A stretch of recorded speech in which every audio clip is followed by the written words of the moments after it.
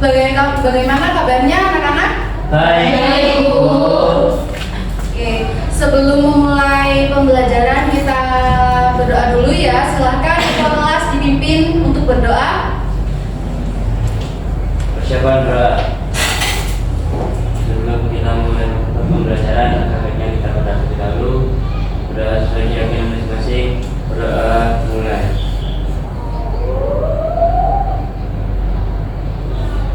Selesai. Oke, terima kasih. Sebelumnya Ibu mau mengecek keadaan kelas terlebih dahulu. Hari ini siapa yang piket? Mbak Nia, Bu, sama Mbak Tia. Iya. Bagus, kelasnya hari ini bersih, pakaian kalian rapi-rapi, semua baju dimasukkan semuanya ya. Untuk kelasnya sudah bersih. Ibu harap kalian mencontoh teman-teman kalian yang disiplin dalam piket kelas, harus disiplin dalam masuk kelas, jangan sampai telat-telat. Hari ini ada yang telat apa tidak? Ada, Bu. Ini banyak yang tidak hadir. Oh ya, sebentar Ibu absen dulu ya.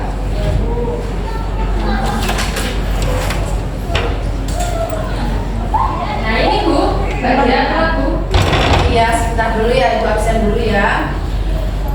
Triana Taza, Nia Endang, Afif, Ya, Bu. terus Putri Ayu, Putri Ramawati, Dian, Halimah, Dea, Rida Anggun. Ini terlambat, Bu. Oh iya. Ulfatul Karimah, Sama tadi. Izin, Bu, kayaknya. suratnya di mana? Nggak ada, Bu. Tidak ada surat Ya. alfa ya? Ya. Tidak ada surat langsung alfa. Di sini untuk pembelajaran Ibu, jika tidak masuk, tidak ada surat di meja Ibu, langsung Ibu alfa. Gitu ya. Tidak ada konfirmasi ke Ibu, Ibu langsung alfa gitu.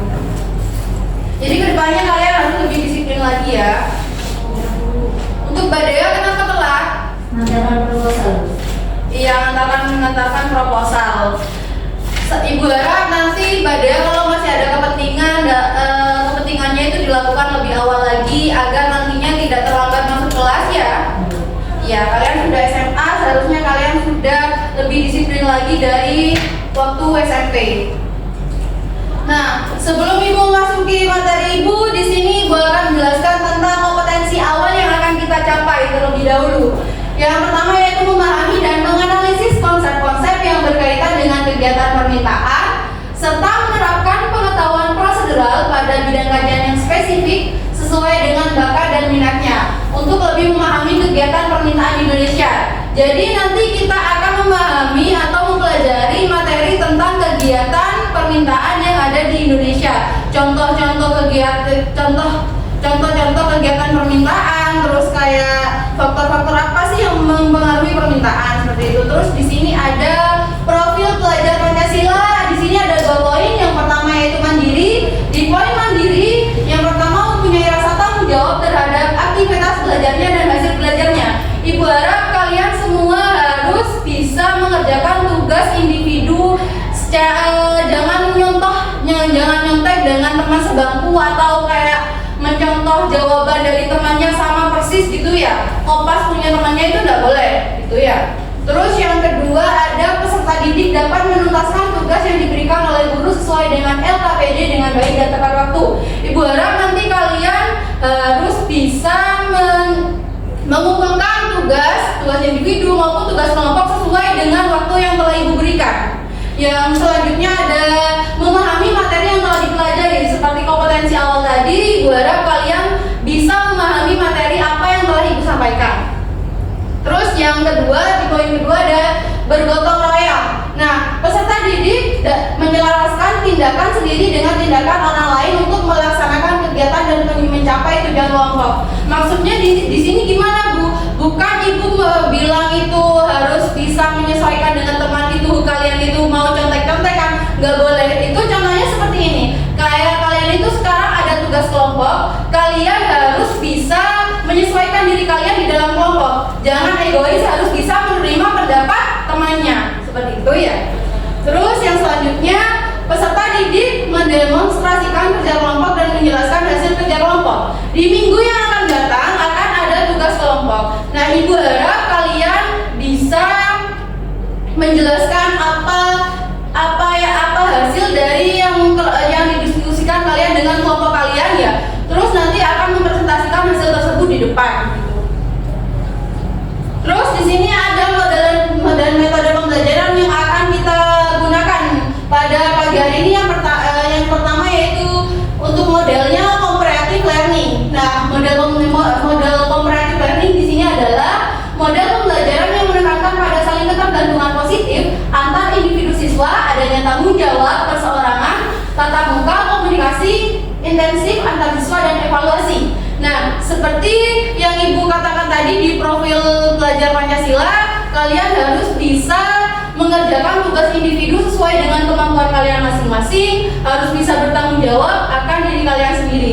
Terus untuk metodenya di sini Ibu menggunakan ceramah, diskusi dan evaluasi. Namun Ibu nanti di akhir akan ada game ya. Terus di sini ada capaian pembelajaran. Yang poin pertama yaitu pemahaman konsep. Nah, peserta didik memahami kegiatan permintaan, faktor-faktor apa yang mempengaruhi, dan seterusnya. Jadi Ibu harap kalian semuanya nanti di akhir bisa menjelaskan apa yang dimaksud dengan kegiatan permintaan dan faktor-faktor apa saja yang mempengaruhi pemberian permintaan. Terus yang selanjutnya yaitu ada pemahaman keterampilan. Peserta didik harus menjelaskan tentang kegiatan permintaan dan mempresentasikan di depan. Untuk minggu depan, ini untuk tugas minggu depan nanti ada tugas individu. Kalian akan menjelaskan di depan satu persatu hasil analisis kalian tentang kegiatan permintaan itu seperti apa. Dan Ibu tidak mau nantinya itu kayak si A dan si B ini harus sama gitu ya jawabannya. Ibu tidak mau gitu ya. Harus sesuai dengan diri kemampuan masing-masing. Nah, langsung saja kita akan masuk ke materi ya.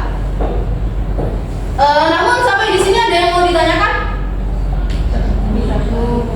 Sudah cukup ya. Langsung saja kita masuk ke materi. Yang pertama itu permintaan.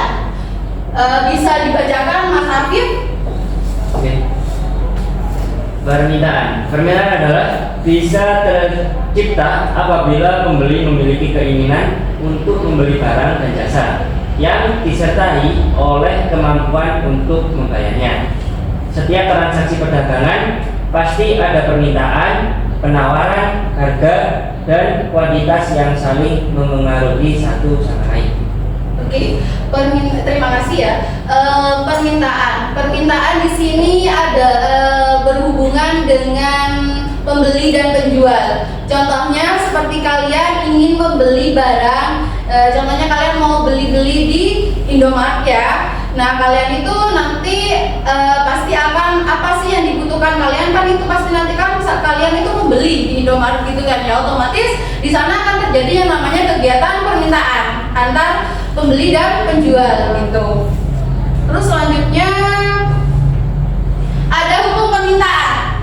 Hukum permintaan di sini adalah apabila harga suatu barang turun, maka permintaan terhadap barang tersebut akan bertambah. Sebaliknya, jika harga suatu barang naik, maka permintaan terhadap barang akan berkurang. Jadi, jika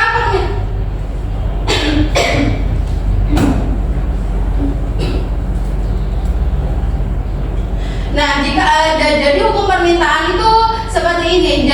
Minggu kemarin Ibu mempelajari masalah tentang penawaran. Masih ingat nggak tentang hukum penawaran? Apabila harga naik maka penawaran semakin tinggi. Iya benar, tentang tuh Mbak Dea.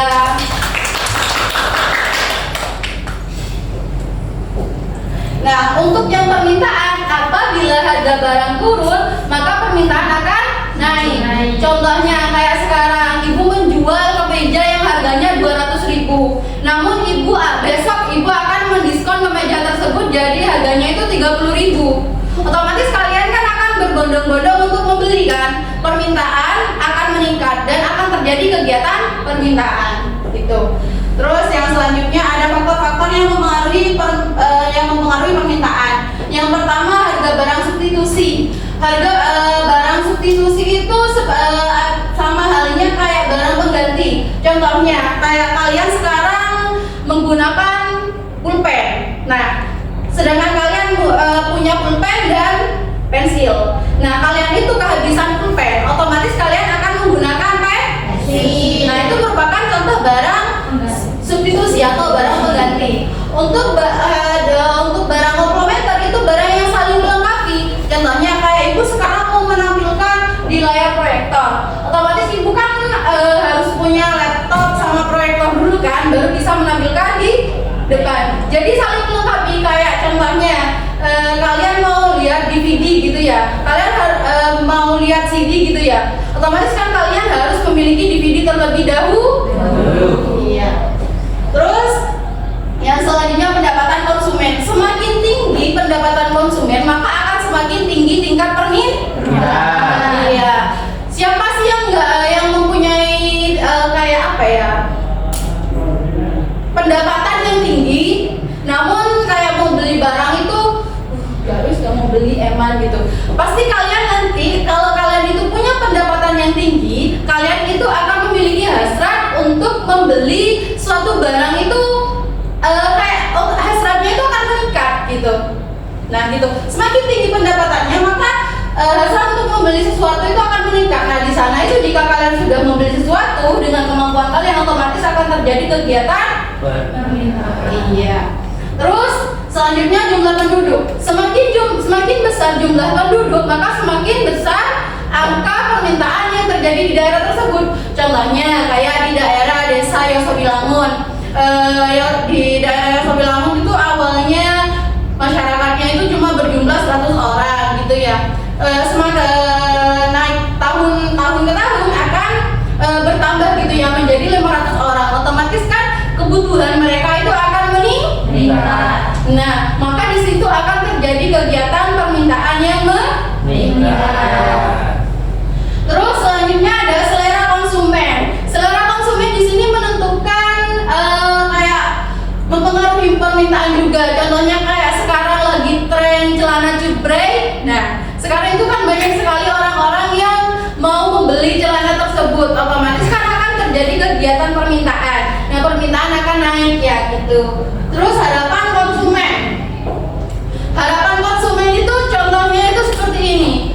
Kemarin itu sempat harga minyak, siapa tahu harga minyak kemarin itu naik dan minyak itu sempat langka.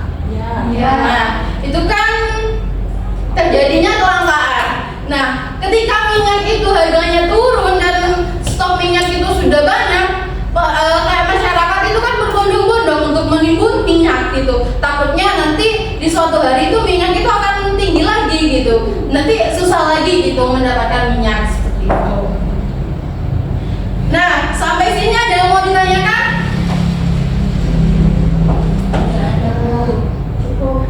Untuk HP-nya ditaruh dulu ya. Iya. Ibu tekankan sekali lagi, pada saat pembelajaran ibu nanti akan ada kalanya ibu menyuruh kalian untuk membuka handphone kalian masing-masing, dan ada kalanya ibu menyuruh kalian untuk meletakkan handphone masing-masing. Sebelum lanjut, ibu mau ice breaking dulu, kalian berdiri dulu ya.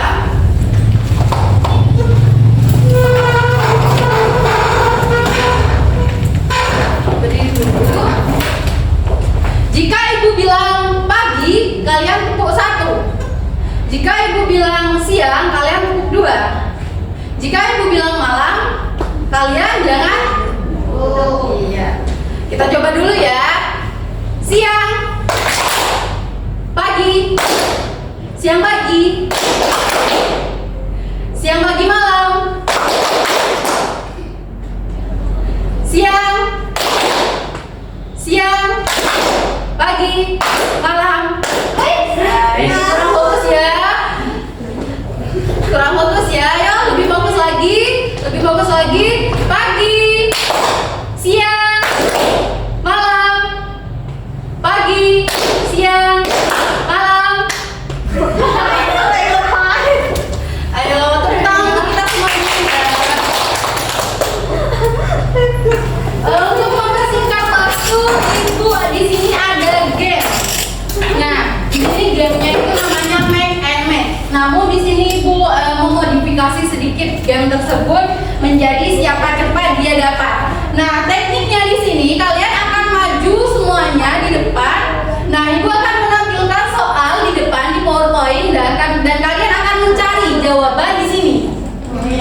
Jawabannya di sini ada yang salah, ada yang benar. Jadi sebelum kalian mengambil, kalian harus memahami isi dari soalnya.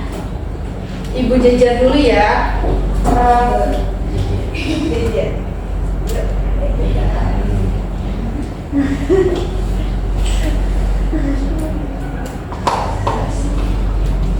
Nanti siapa yang mendapatkan poin paling banyak akan mendapatkan reward dari Oke. Apa ada yang ditanyakan mengenai game? Ada yang ditanyakan? Ayo Mas, jangan ngomong sendiri dong. Kan tadi sudah Ibu bilang harus disiplin. Iya. Ayo sekarang maju semuanya. Maju semuanya.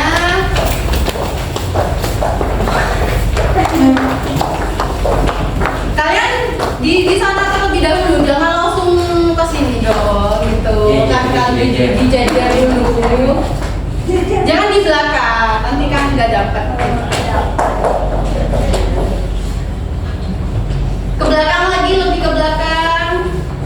Nah, pahami isi soal, jangan langsung mengambil jawaban tanpa suara. 1, 2, 3.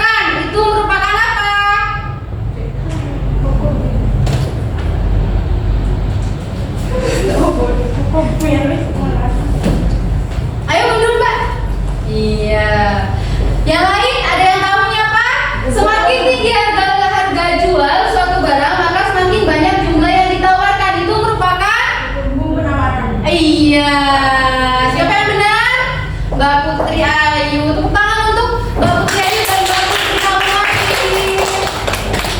Ini Mbak Putri Ayu ada reward yang membahagiakan hati dan insya Allah bermanfaat. Amin. Terima kasih Bu.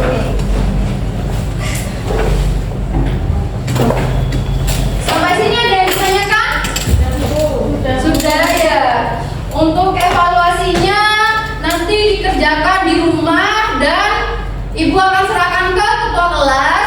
Jangan mencontoh dan jangan langsung cari di Google plak sama gitu. Ibu gak mau ya, harus disiplin. Ya, harus bertanggung jawab dengan jawabannya sendiri. Untuk tugas individunya nanti Ibu bagikan ke ketua kelas ya, kalian ke ketua kelas nanti. Sebelum Ibu menutup pembelajaran pada siang hari ini, kalian berdiri dulu. Kita explore lagi.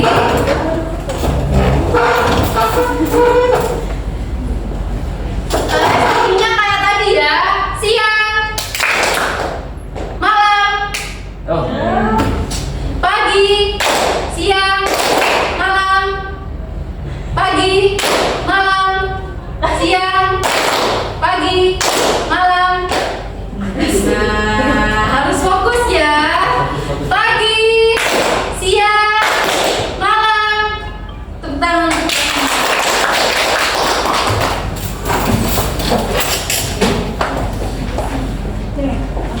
Sebelum Ibu menutup kegiatan pembelajaran pada pagi hari ini, kesimpulan materi yang kita dapat pada siang hari ini, pagi hari ini adalah permintaan itu dipengaruhi dengan adanya permintaan itu ada ketika ada penjual dan pembeli. Juga permintaan itu dipengaruhi beberapa faktor, contohnya yaitu pendapatan penduduk. Iya, kalian belum keluar kelas sudah Lupa. Ya. Ibu harap kalian nanti di rumah belajar materi yang akan kita bahas untuk minggu depan adalah kelangkaan. Namun sebelum membahas materi, kita akan minggu depan akan melakukan ulangan hari. Ya. Jadi Ibu harap kalian lebih bertanggung jawab lagi dan disiplin lagi dalam waktu, dalam keterlambatan. Kalau tidak masuk harus kirim surat di meja Ibu, harus ada surat. Iya. Oke, sebelum mengakhiri pembelajaran pada siang hari ini, Ibu harap kalian belajar di rumah, hati-hati di jalan, jangan terlalu banyak main handphone ya, harus banyak-banyak membaca. Baik, untuk ketua kelas dipimpin dulu. Siapa berdoa? Sebelum bicara materi pelajaran, alangkah baiknya kita berdoa terlebih dahulu agar ilmu yang kita dapat berkah. Doa mulai. Selesai. Terima kasih, semoga apa yang kita pelajari pada pagi hari ini bermanfaat untuk kedepannya. Ingat pesan Ibu harus di sini. Ibu akhiri, wassalamualaikum.